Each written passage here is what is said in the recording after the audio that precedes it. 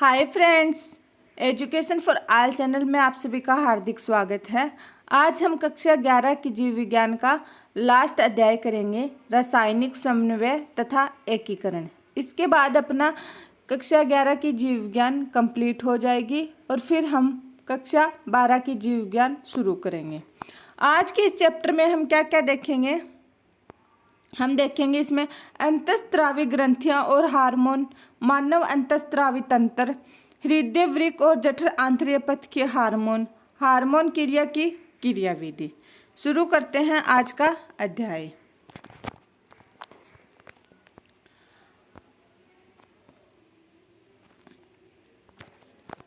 आप अध्ययन कर चुके हैं कि तंत्रिका तंत्र विभिन्न अंगों के बीच एक बिंदु दर बिंदु द्रुत समन्वय का कार्य करता है।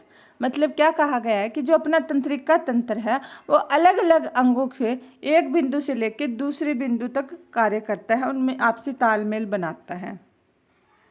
तंत्रिकीय समन्वय काफ़ी तेज लेकिन अल्प अवधि का होता है। मतलब जो तंत्रिकीय समन्वय है वह बहुत ही तेजी से होता है और बहुत कम समय के लिए होता है। तंत्रिका तंतुओं द्वारा शरीर की सभी कोशिकाओं का तंत्रिकाएं नहीं होने के कारण कोशिकीय क्रियाओं के लिए तथा नियंत्रण नियमन के लिए एक विशेष प्रकार के समन्वय की आवश्यकता है। मतलब तंत्रिका तंतुओं के द्वारा सभी अंगों की सभी कोशिकाओं के साथ आपस में समन्वय नहीं होने के कारण फिर एक और अलग चीज़ की ज़रूरत पड़ेगी, उसको हम क्या बोलेंगे, हार्मोन, जो उन सभी के बीच में समन्वय करता है। और आगे इसी के बारे में हम पढ़ेंगे। मतलब कोई भी एक चीज़ कार्य नहीं कर सकती, उसे किसी न किसी के साथ मिलकर कार्य करना होता है।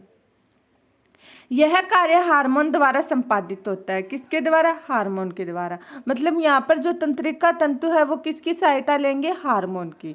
तंत्रिका तंत्र और अंतःस्रावी तंत्र मिलकर शरीर के क्रियात्मक कार्यों का समन्वय और नियंत्रण करते हैं। इसमें क्या कहा गया है कि तंत्रिका तंत्र और अंतःस्रावी तंत्र जो क्या रिलीज करते हैं? हार्मोन। ये आपस में दोनों मिलकर शरीर के क्रियात्मक कार्यों का समन्वय तथा नियंत्रण करते हैं। आगे देखते हैं हम अंतःस्रावी ग्रंथियां और हार्मोन। अंतःस्रावी ग्रंथियों में नलिकाएं नहीं होती है, अतः वे नलिका विहीन ग्रंथियां कहलाती हैं। इनके स्राव हार्मोन कहलाते हैं। अंतःस्रावी ग्रंथियां होती हैं, इनमें क्या नहीं होती? नलिका नहीं होती। मतलब और ये जो रिलीज करते हैं उस रसायन को क्या बोलेंगे? हार्मोन। क्या कहा गया है, जैसे ये है, कोई तो चीज़ ऐसे पाइप के द्वारा जाएगी, लेकिन ये पाइप के द्वारा नहीं जाती। जबकि हम जैसे बहती नहर में ऐसे डायरेक्ट कुछ चीज़ फेंकते हैं, वैसे ही अंतःस्रावी ग्रंथियां बहते हुए खून में अपने हार्मोन रसायन डाल देती है। हार्मोन की चीर सम्मत परिभाषा के अनुसार हार्मोन अंतःस्रावी ग्रंथियों द्वारा स्रावित रक्त में मुक्त किए जाने वाले रसायन हैं जो दूरस्थ लक्ष्य अंग तक पहुंचाए जाते हैं। इसमें क्या कहा गया है? हार्मोन क्या है? अंतःस्रावी ग्रंथियों द्वारा स्रावित होने वाले रसायन हैं जो दूरस्थ अंग, जो दूर स्थित अंग होते हैं, उनके लक्ष्य तक पहुंचाए जाते हैं। परंतु इस परिभाषा को अब रूपांतरित किया गया है, जिसके अनुसार हार्मोन सूक्ष्म मात्रा में उत्पन्न होने वाले अपोषक रसायन हैं। सूक्ष्म मात्रा जो बहुत ही कम मात्रा में उत्पन्न हो, अपोषक रसायन हैं जो अंतरकोशिकीय संदेश वाहक के रूप में कार्य करते हैं। किसके रूप में कार्य करते हैं? संदेश वाहक के रूप में। किसके रूप में? संदेश वाहक के रूप में।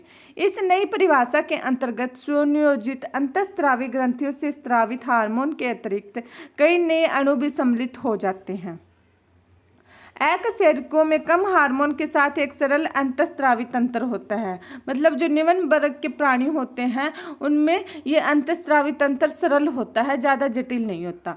जबकि कशेरुकों में कई रसायन हार्मोन की तरह कार्य कर उनमें समन्वय स्थापित करते हैं। यहाँ मानव अंतःस्रावी तंत्र का वर्णन किया गया है। क्या कहा गया है? जो कशेरुक होते हैं उनमें कई रसायन हार्मोन क्या करते हैं? समन्वय स्थापित करते हैं। नीचे हम किसका अंतःस्रावी तंत्र पढ़ेंगे? मानव का। यह है मानव अंतःस्रावी तंत्र। सबसे पहले हम इसका चित्र देखते हैं। अंतःस्रावी ग्रंथियों की स्थिति। यहाँ पे क्या अपने जो मस्तिष्क है, इसमें मस्तिष्क में कौन कौन सी ग्लैंड प्रेजेंट होती है? हाइपोथैलेमस, पाइनियल, और इसके नीचे क्या है? पीयूष ग्रंथि।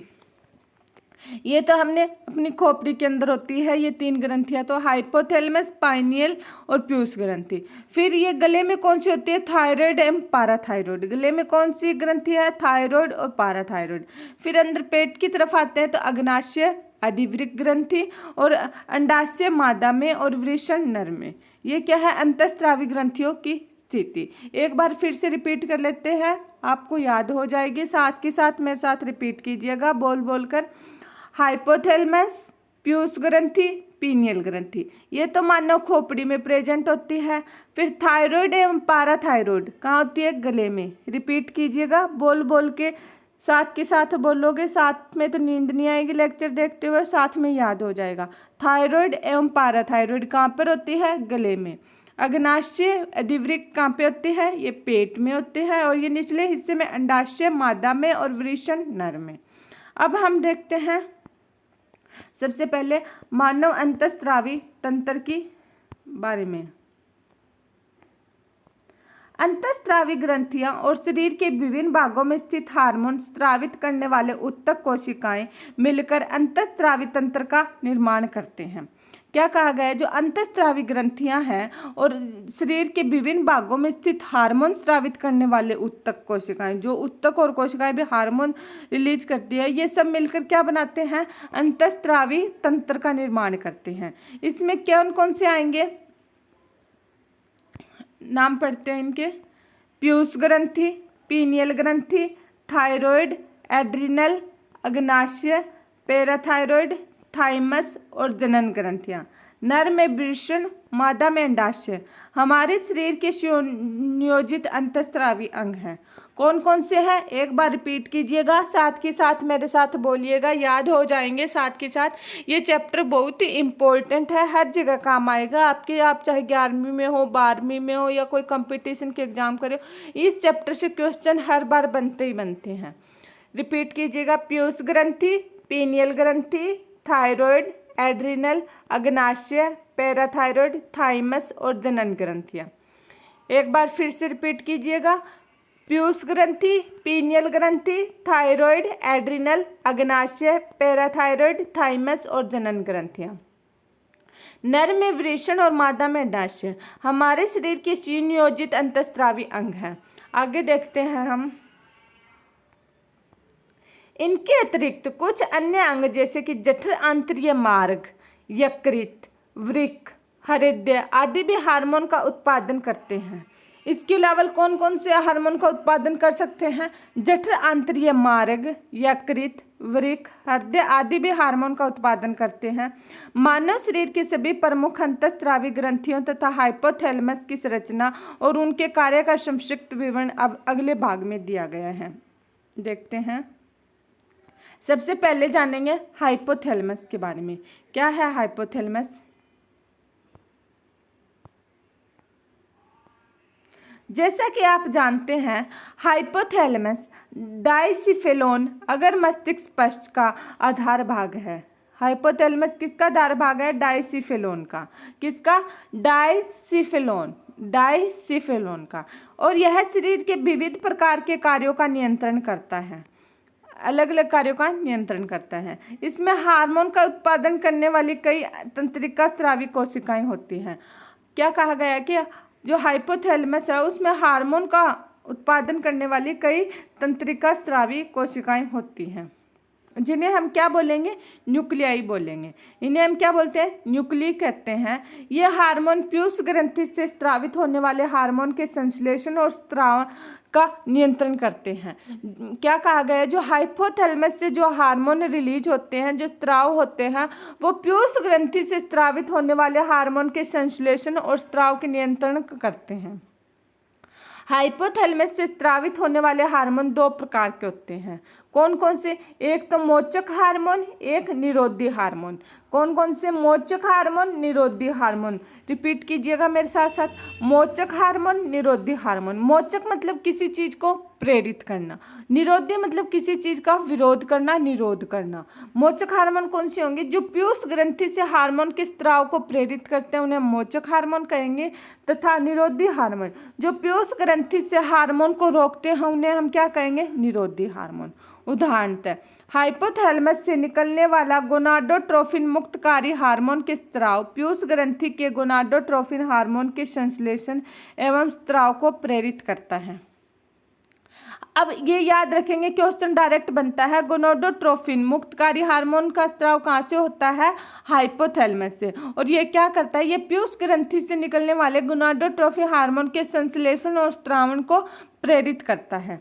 वहीं दूसरी ओर हाइपोथैलेमस से ही स्रावित सोमेटोस्टेटिन हार्मोन पीयूष ग्रंथि से वृद्धि हार्मोन के स्राव का रोधक है। क्या है? जो हाइपोथैलेमस से निकलने वाला सोमेटोस्टेटिस हार्मोन है और पीयूष ग्रंथि से निकलने वाले वृद्धि हार्मोन ग्रोथ हार्मोन के स्राव का रोधक है। ये हार्मोन हाइपोथैलेमस की तंत्रिका कोशिकाओं से प्रारंभ होकर तंत्रिकाक्ष होते हुए तंत्रिका सिरों पर मुक्त कर दिए जाते हैं। ये हार्मोन निवाहिका परिवहन तंत्र द्वारा पीयूष ग्रंथि तक पहुंचते हैं और अगर पीयूष ग्रंथि के कार्यों का नियमन करते हैं। पश्च पीयूष ग्रंथि का तंत्रिकीय नियमन सीधे किसके हाथ में होता है? हाइपोथैलेमस के हाथ में। इसमें सीधे सीधे शब्दों में लिखा गया है, जो पश्च मतलब पीछे की पीयूष ग्रंथि होती है उसका तंत्रिकीय नियमन हाइपोथैलेमस के हाथ में होता है। हम चित्र 22.2 में देखते हैं।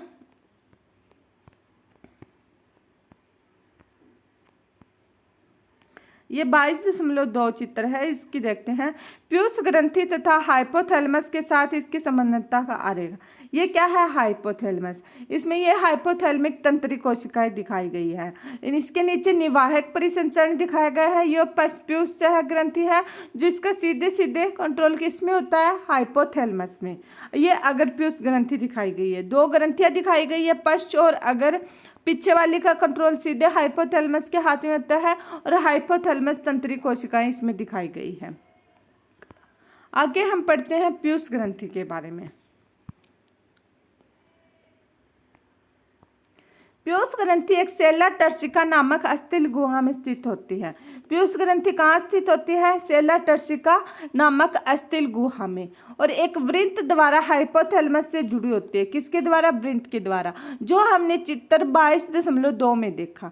आंतरिकी के अनुसार पीयूष ग्रंथि एडिनोहाइपोफाइसिस और न्यूरोहाइपोफाइसिस दो भागों में विभाजित होती है। पीयूष ग्रंथि कितने भागों में विभाजित होती है? मेरे साथ साथ नामों का रिपीट कीजिएगा, नाम याद हो जाएंगे, बोलने में कठिन नहीं लगेंगे। एडिनोहाइपोसिस और न्यूरोहाइपोसिस। कौन कौन से दो भाग हैं? एडिनोहाइपोसिस और न्यूरोहाइपोसिस। एडिनोहाइपोसिस दो भागों का बना होता है। कौन कौन से? आगे एडिनोहाइपोसिस को भी दो भागों में बांट दिया गया। कौन कौन से वो भाग? पार्स डिस्टेलिसिस और पार्स इंटरमीडिया। एडिनोहाइपोसिस कौन से दो भागों में बंटा हुआ है? पार्स डिस्टेलिसिस और पार्स इंटरमीडिया। पार्स डिस्टेलिसिस को साधारणतः अगर पीयूष ग्रंथि कहते हैं। क्या बोलेंगे? पार्स डिस्टेलिसिस को आगे की पीयूष ग्रंथि, अगर पीयूष ग्रंथि, जिसमें वृद्धि हार्मोन या ग्रोथ हार्मोन, सोमेटोट्रोफिन को ही ग्रोथ हार्मोन कहते हैं, प्रोलैक्टिन, मेमोट्रोपिन, थायराइड प्रेरक हार्मोन, एडिनोकोर्टिकोट्रोफिक हार्मोन या कोर्टिकोट्रोफिन ल्यूटिनाइजिंग हार्मोन और पुट्टिका प्रेरक हार्मोन का स्राव करता है। किस किस का स्राव करती है ये पीयूष ग्रंथि में? जिसमें सबसे पहले होएगा पीयूष ग्रंथि किसका स्राव करेगी? वृद्धि हार्मोन का, जिसे हम सोमेटोट्रोफिन या ग्रोथ हार्मोन भी बोलते हैं, प्रोलैक्टिन, मेमोट्रोपिन, थायराइड प्रेरक हार्मोन, एडिनोकोर्टिकोट्रोफिक हार्मोन या कोर्टिकोट्रोफिन ल्यूटिनाइजिंग हार्मोन और पुट्टिका प्रेरक हार्मोन का स्राव करता है। आगे है पार्स इंटरमीडिया एकमात्र हार्मोन लेनोसाइट प्रेरक हार्मोन या मेलेनोट्रोफिन का स्राव करता है।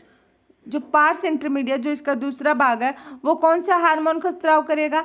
लेनोसाइट प्रेरक हार्मोन या मेलेनोट्रोफिन का स्राव करता है।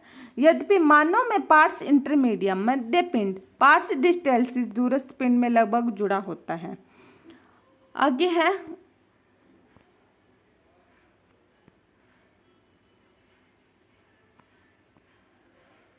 न्यूरोहाइपोसिस। पार्स नर्वोसा या पश्चपीयूष ग्रंथि, यह हाइपोथैलेमस द्वारा उत्पादित किए जाने वाले हार्मोन ऑक्सीटोसिन व वेजोप्रेसिन का संग्रह है और स्राव करती है। जो न्यूरोहाइपोफिसिस है, जिसे पार्स नर्वोसा भी कहते हैं, या पश्चपीयूष ग्रंथि, यह हाइपोथैलेमस द्वारा उत्पादित किए जाने वाले ऑक्सीटोसिन और वेजोप्रेसिन का संग्रह और स्राव करती है। किस किस का? ऑक्सीटोसिन और वेजोप्रेसिन का। ये हार्मोन वास्तव में हाइपोथैलेमस द्वारा संश्लेषित होते हैं और तंत्रिका से होते हुए पश्चपीयूष ग्रंथि में पहुंचा दिए जाते हैं। नेक्स्ट अपने वृद्धिकारी हार्मोन, ग्रोथ हार्मोन भी कहते हैं जिन्हें। वृद्धिकारी हार्मोन, ग्रोथ हार्मोन के अतिस्राव से शरीर की असामान्य वृद्धि होती है, जिसे जाइगेटिज्म अतिकायता कहते हैं। जब ग्रोथ हार्मोन ज़्यादा रिलीज हो जाए तो अचानक से आदमी की लंबाई एकदम से बढ़ने लगती है, उसके हाथ पैर बड़े हो जाते हैं, तो इसे हम क्या बोलेंगे? जाइगेटिज्म, अतिकायता, मतलब सामान्य से ज़्यादा। इसके अल्प स्राव से वृद्धि अवरुद्ध हो जाती है। अगर इसका स्राव कम हो जाए तो वृद्धि रुक जाएगी, उसके हाथ पैर छोटे रह जाएंगे, उसकी हाइट कम रह जाएगी, जिसे पिट्यूटरी ड्वार्फिज्म, बौनापन या बावनता कहते हैं। वयस्कों में, विशेष रूप से मध्य आयु वर्ग के लोगों में, वृद्धिकारी हार्मोन के अतिस्राव से अत्यधिक विकृति विशेषता चेहरे की हो जाती है, जिसे अतिकायता एक्रोगिलेली कहते हैं। क्या बोलेंगे? एक्रोगिलेली, जिससे चेहरा बड़ा हो जाएगा जब ये हार्मोन वयस्क में रिलीज होने लग जाए तो। इससे गंभीर जटिलताएं उत्पन्न हो सकती है तथा यदि नियंत्रित न किया गया तो समय से पूर्व मृत्यु भी हो सकती है। जीवन के प्रारंभिक काल में रोग की पहचान करना बहुत कठिन है तथा अधिकतर मामलों में अनेक वर्षों तक रोग का पता भी नहीं चलता है, जब तक कि बाह्य लक्षण दिखाई नहीं देने लगते। प्रोलैक्टिन हार्मोन स्तन ग्रंथियों की वृद्धि और उनमें दुग्ध निर्माण का नियंत्रण करता है। आगे क्या है? जो प्रोलैक्टिन हार्मोन है वो किसकी वृद्धि करेगा? स्तन ग्रंथियों की और दुग्ध निर्माण का नियंत्रण करता है। प्रोलैक्टिन हार्मोन किससे रिलेटेड होगा? यह स्तन ग्रंथियों की वृद्धि और दुग्ध निर्माण के नियंत्रण पर करता है। आगे है थायराइड प्रेरक हार्मोन, थायराइड ग्रंथियों पर कार्य कर उनसे थायराइड हार्मोन का संश्लेषण और स्राव को प्रेरित करता है। जो थायराइड प्रेरक हार्मोन है वो थायराइड ग्रंथियों पर कार्य करके उनसे थायराइड हार्मोन के संश्लेषण और स्राव को प्रेरित करेगा। एडिनोकोर्टिकोट्रोफिक हार्मोन एड्रिनल वल्कुट पर कार्य करता है और इसे ग्लूकोकोर्टिकोइड्स नामक स्टेरॉइड हार्मोन के संश्लेषण और स्रावण के लिए प्रेरित करता है। जो एडिनोकोर्टिकोट्रोफिक हार्मोन है वो क्या करेगा? एड्रिनल वल्कुट पर कार्य करेगा। किस पर? एड्रिनल वल्कुट पर। इसे ग्लूकोकोर्टिकोइड्स नामक स्टेरॉइड हार्मोन के संश्लेषण और स्रावण के लिए प्रेरित करता है। ल्यूटिनाइजिंग और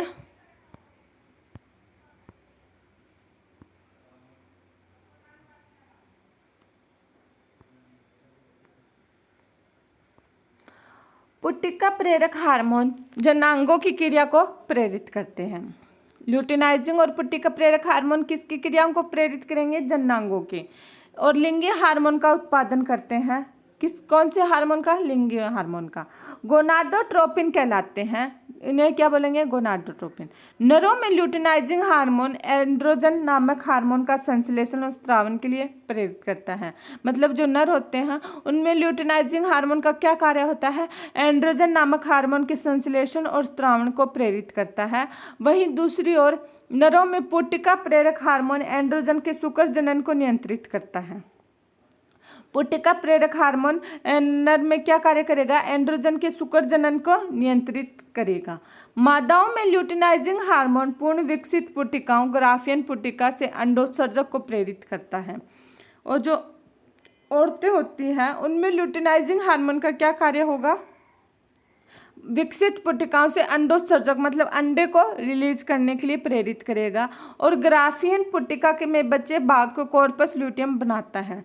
ग्राफियन पुट्टिका के बच्चे भाग से क्या बनाता है? Corpus luteum. पुट्टिका प्रेरक हार्मोन मादाओं में अंडाशय पुट्टिकाओं की वृद्धि परिवर्धन को प्रेरित करता है। आगे है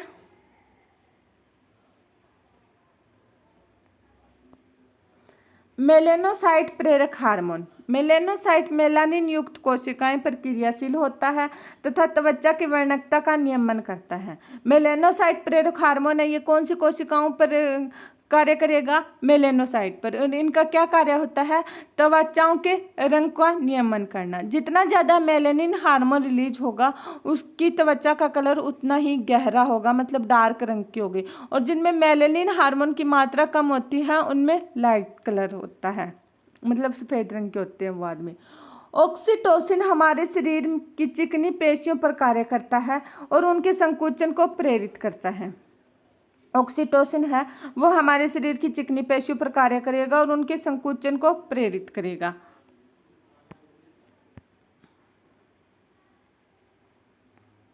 ऑक्सीटोसिन हार्मोन है यह मादाओं में या प्रसव के समय गर्भाशय पेशियों के संकुचन और दुग्ध ग्रंथि से दुग्ध के स्राव को प्रेरित करता है।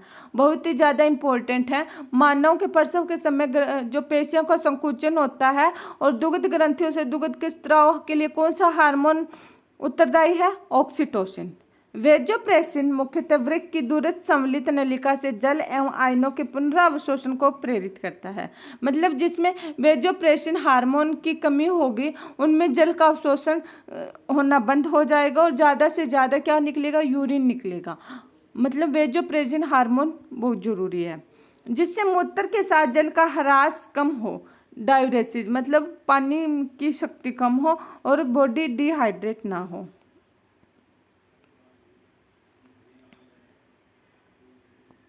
अतः इसे प्रतिमूत्रल हार्मोन या एंटी डायरेटिक हार्मोन एडीएच भी कहते हैं। वेजोप्रेसिन को क्या बोलेंगे? एडीएच, एंटी डायरेटिक हार्मोन भी कहते हैं। एडीएच के संश्लेषण अथवा स्त्रावण को प्रभावित करने वाली विकृति के परिणाम स्वरूप वृक्क के जल संरक्षण की क्षमता में ह्रास होता है, फलतः जल का ह्रास एवं निर्जलीकरण हो जाता है।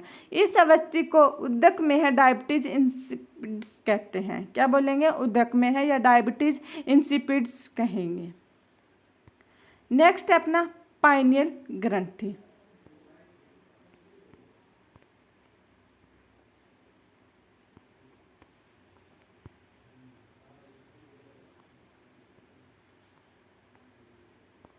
पाइनियल ग्रंथि अगर मस्तिष्क के पृष्ठीय ऊपरी भाग में स्थित होती है। कहाँ होती है? अगर मस्तिष्क के पृष्ठीय ऊपरी भाग में स्थित होती है।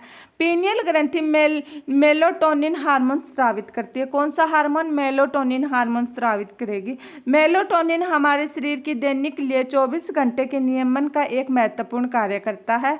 उदाहरण के लिए यह सोने जागने के चक्कर एवं शरीर के तापक्रम को नियंत्रित करता है। जो मेलाटोनिन है वो किसके लिए होगा? सोने जागने के चक्कर को, शरीर की तापक्रम को नियंत्रित करेगा। मोस्ट इंपॉर्टेंट है। इन सबके अतिरिक्त मेलाटोनिन उपापचय, वर्णकता, मासिक आत्रव, चक्र प्रतिरक्षा क्षमता को भी प्रभावित करता है। फ्रेंड्स, आज की क्लास हम यहीं समाप्त करते हैं। नेक्स्ट क्लास में इस चैप्टर को आगे बढ़ाएंगे। जानने से पहले चैनल को सब्सक्राइब एंड शेयर ज़रूर से ज़रूर करें, ज़्यादा से ज़्यादा करें शेयर को। इस चैनल को शेयर ज़्यादा से ज़्यादा करें ताकि ज़्यादा से ज़्यादा सब्सक्राइबर होए और पढ़ाने में हमें भी मज़े आए, मोटिवेशन मिले। Thank you.